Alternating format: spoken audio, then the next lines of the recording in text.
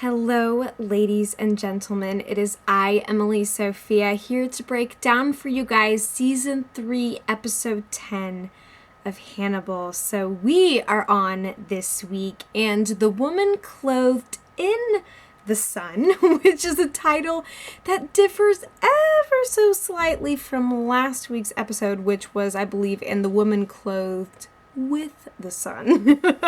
Very slight differences, but they are in fact different episodes. I'm so sorry that this review is as ridiculously late as it is. I was gone pretty much over the course of the entire weekend. Apparently, it's really difficult to actually be home at 10 p.m. on a Saturday night, which is when the show airs live. And I am watching it legally and stuff, so I'm trying. Anyway, so spoiler alert before I dive into the mad thick of things, as I shall be bearing all in this review. And again, your patience, I hope, will be rewarded by my breakdown of things in some way. Whatever I happen to miss, I will leave it up to all of you to deliver down in the comments. So let's get right down to it. So first things first. There's a couple things that I would like to address right off the bat here in order to possibly clear up some confusion. So I need to double check this. Yes, so last week, episode 9 was called In the Woman Clothed with the Sun, and some of you may be wondering why this episode is called In the Woman Clothed in the Sun. Maybe you're familiar with the original lore, maybe you have done your background research, maybe you just know because you're brilliant and wonderful. But at any rate, so of course the Great Red Dragon paintings are sort of the impetus for who Francis Dollarhide / the Tooth Fairy is becoming. So the paintings are originally by William Blake, who lived in the 19th century. You guys can look this stuff up online if you want to, but thing to note, so the painting called The Great Red Dragon and the Woman Clothed in Sun, which is in fact the painting that Francis eats at the end of the episode, that is the one, of course, of this horrific demonic dragon creature, and sort of like what Hannibal was telling Will, the grotesque or monstrous sexuality, I think is what he was referring to.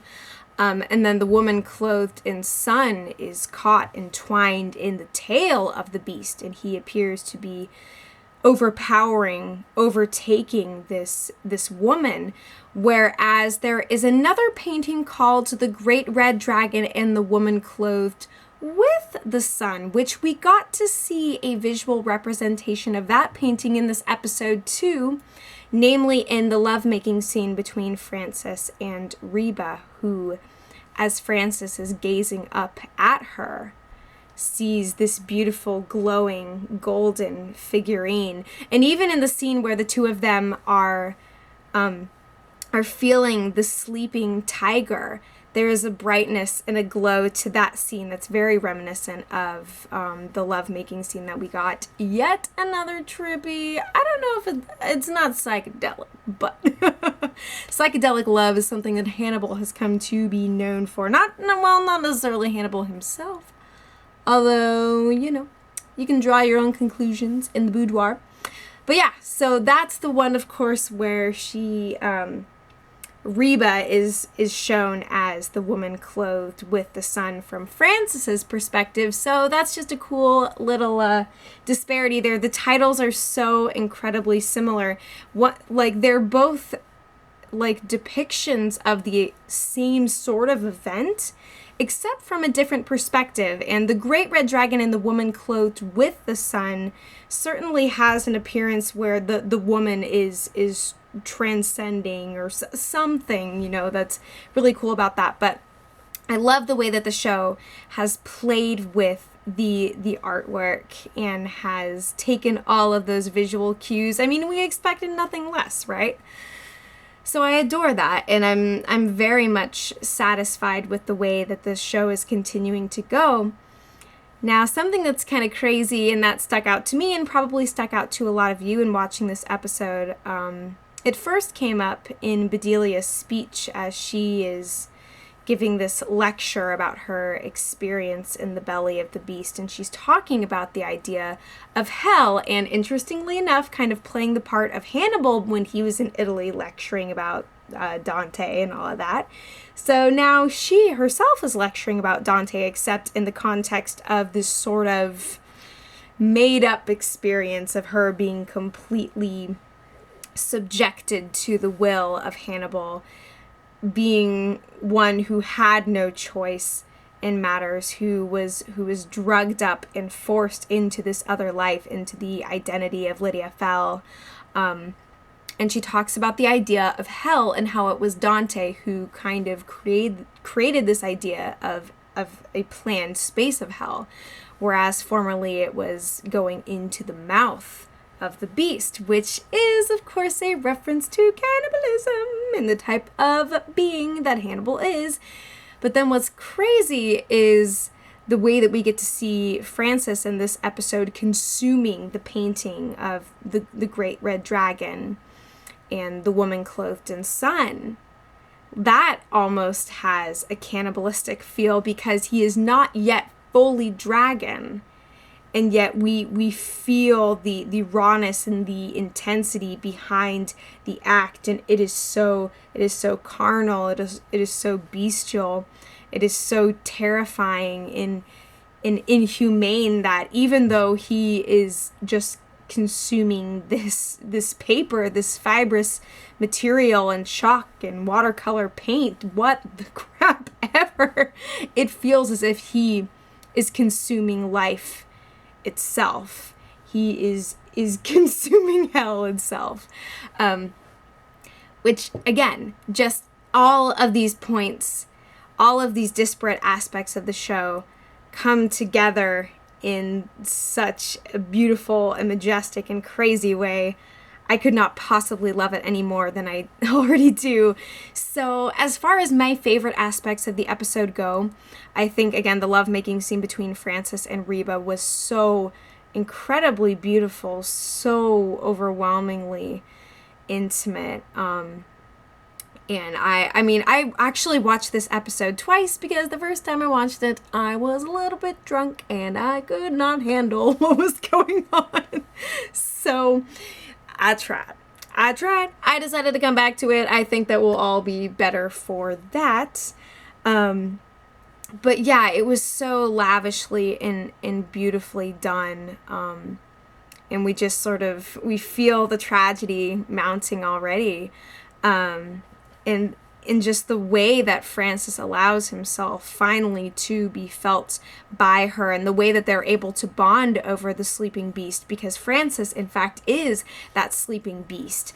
So it's this sort of living manifestation of his process of becoming, and that is something that Reba curls up against and allows herself to feel, and as she is reaching her hand across the glowing golden fiery fur, making her way up to the teeth, and we see him gasping for breath. We see him completely overwhelmed because of course we know that he's got a thing about the teeth. And so it all just comes together in this big cataclysmic way for him, and just sort of strikes this deep chord of intimacy and some form of love between them that is made manifest later in the night when they are alone together. And Reba makes it clear, of course, that she didn't care to know what Francis looked like. She didn't ask. She didn't, even regardless of the fact that people were saying, oh, we had this cold neatness and whatever else, and instead she refutes that. She's like, I don't care who they say you are. This I feel you. And so it's this powerful exchange that is handled so beautifully and flawlessly in the show. Richard Armitage is an utter godsend to this role. I mean, quickly he is vying for top contender as far as past Red Dragons go. I adore his performance, the sensitivity, the volatility. I mean, he's covering the full spectrum of things here, just like I would want. Now, to go back to the beginning of the episode too, we get to see Francis entering the mind palace of Hannibal. This is sort of a re-rendering of the phone conversation that we initially see from Hannibal's end, and now we see how Francis breaks into Hannibal's old house and makes the call from there so as to kind of experience being before Hannibal in showing himself, presenting himself in all of his glory. And so we see the way that Francis views himself and who he is becoming, and that is made completely full and manifest before Hannibal, even though Hannibal's not actually there. This is all just the representation and the symbolism of their understanding, their kinship, in recognizing that he's not merely a madman. He is not one who can be inhibited and withheld and repressed in human form. And this is something that Hannibal would only ever coax a person like this into his true skin. It's something that we've seen him do time and time again, and most especially I don't know where that word was going, but it is now behind us. Especially with Will, is what I was trying to say. But yeah, so more on that relationship shortly here. But yeah, again, it's very cool to see how, despite the fact that, yes, Hannibal is behind bars and glass and he is trapped in this little case, but it doesn't feel that way. He might not be eating anybody at the moment, but he is sure as hell picking some brains apart each and every chance he gets. He continues to play. He continues to feel himself outside of this box, just as Francis feels himself coming into his true form. I'm just so ridiculously happy that despite the fact that this iteration of the show is coming to a close, that we get to experience such a different story. And a story in which there are so many parallels to be explored. It just feels right. It's different. It's crazy different. But I am very much joyous that we get to go through all of this. So now, the re-entry of Bedelia was huge for me because honestly, I was a little bit afraid that she wasn't going to resurface this season. That Brian Fuller was going to stash her away and God knows where and save her for a rainy day that now, unfortunately, we don't know when that's going to come.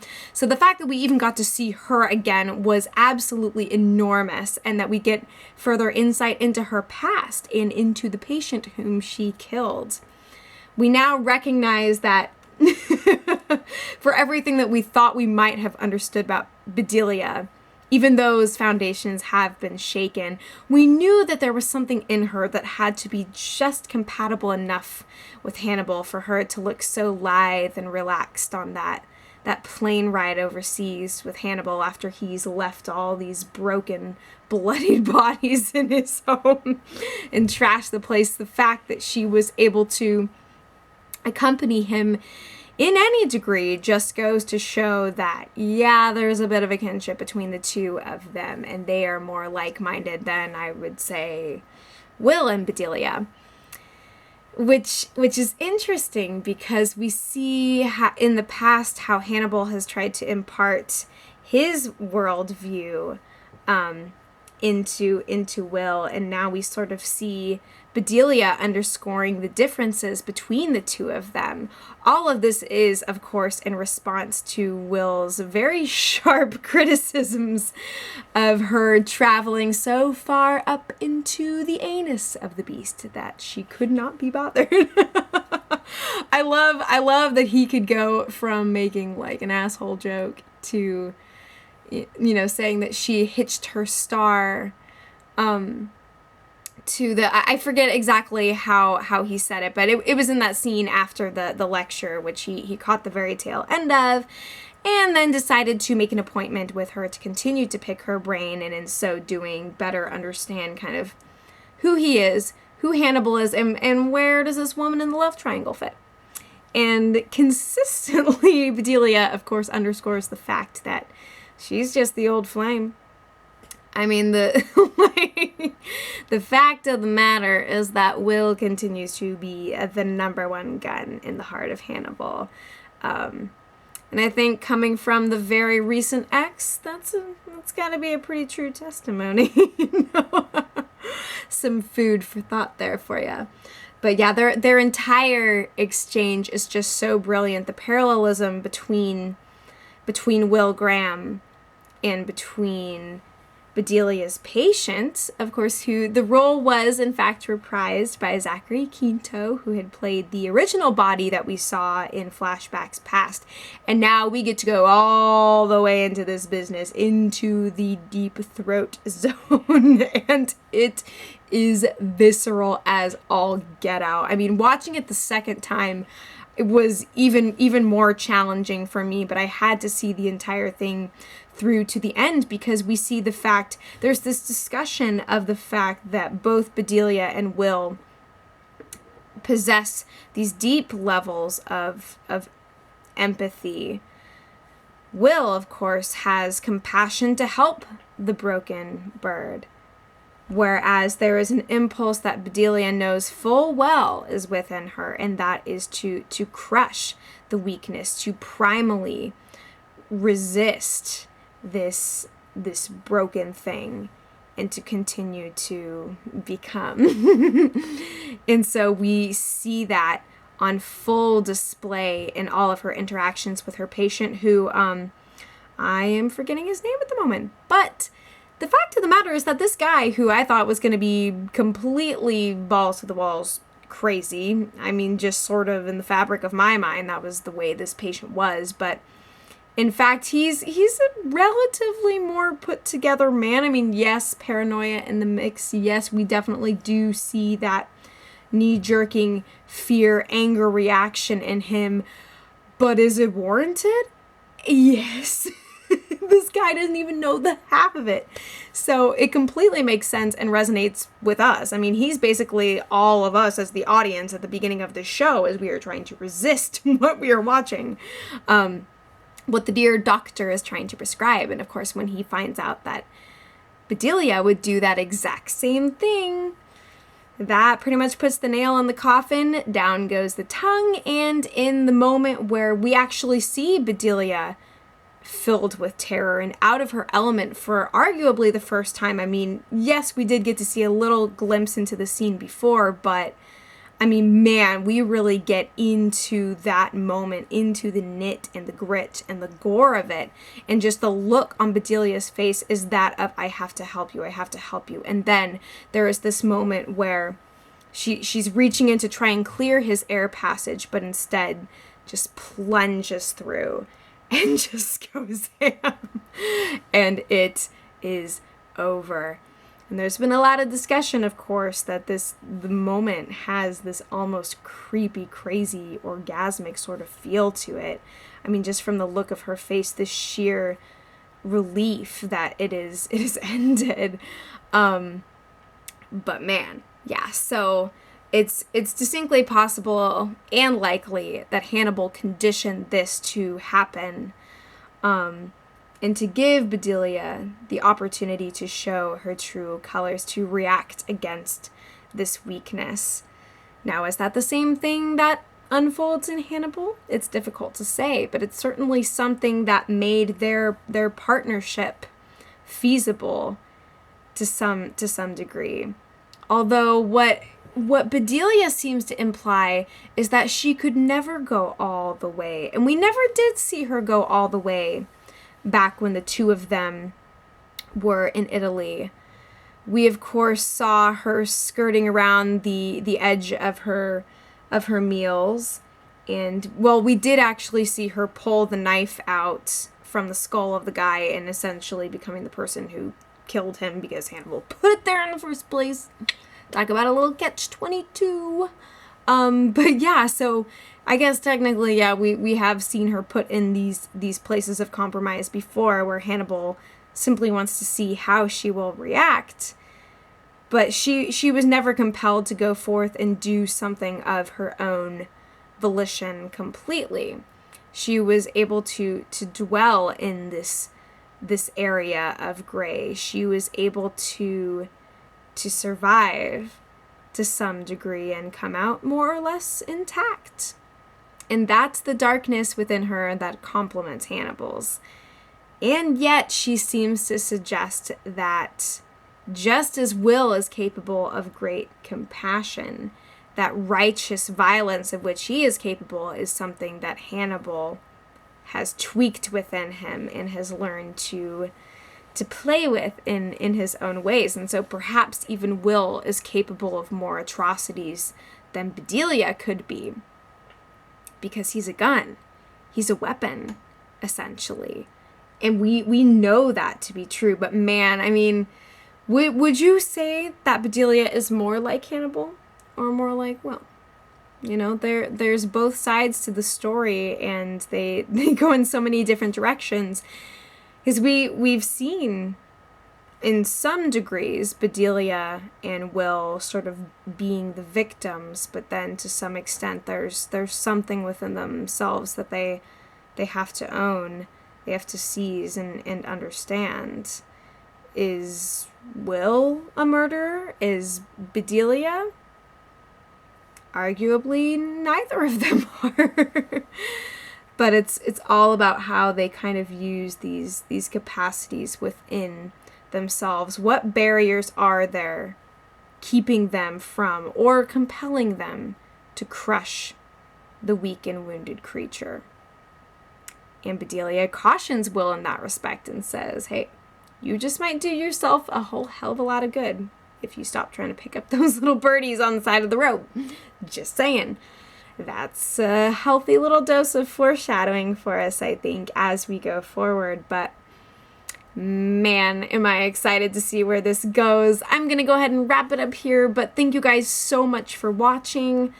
Let me know all of your thoughts and feelings and reactions and anything glaring that I happen to miss in this particular episode. I would love to duke it out with all of you in the comments below. So I'll be here, of course, for the last 3 episodes. It's going to be great. I have a channel update video coming soon too. True Detective just wrapped, and I think that the next new show that I'm going to be starting is going to be Fear the Walking Dead, maybe? So that's on the horizon too. But anyways, let us continue things down below, and as always, I will be back before you know it.